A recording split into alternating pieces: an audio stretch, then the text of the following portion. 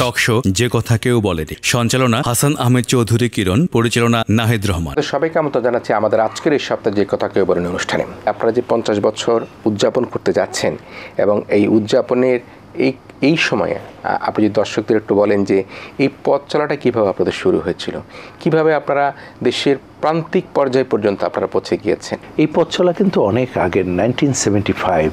সেই সময় কিন্তু পথটা মসৃণ ছিল না আমাদের জন্য।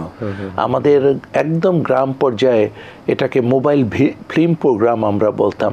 এই মোবাইল ফিল্ম প্রোগ্রাম যখন চালাতে গ্রাম পর্যায়ে গিয়েছি, অনেক গ্রাম থেকে আমাদের পালিয়ে আসতে হয়েছে। যখন আপনারা ক্যাম্পেইন করতে যেতেন, সেই অবস্থা থেকে সরকারের পাশাপাশি নিরলস প্রচেষ্টা চালিয়ে আজকে কিন্তু পরিবার পরিকল্পনা কর্মসূচি একটা সাফল্যের ইতিহাস, একটা সাফল্য গাথা বাংলাদেশে।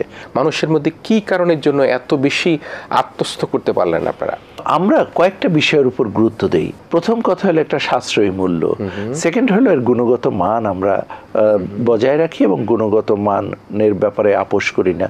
আর থার্ড হলো এটার ব্যাপারে আমরা প্রচারণা চালাই এবং সহজে মানুষের দোরগোড়ায় প্রোডাক্টটি পৌঁছে দেই। 50-এর উচ্ছ্বাসে 100 আগামীতে। এবং তিনি যদি টক শো যে কথা কেউ বলেনি দেখুন প্রতি বৃহস্পতিবার সন্ধ্যা 6টা 20 মিনিটে। চোখ রাখুন ATN বাংলায়।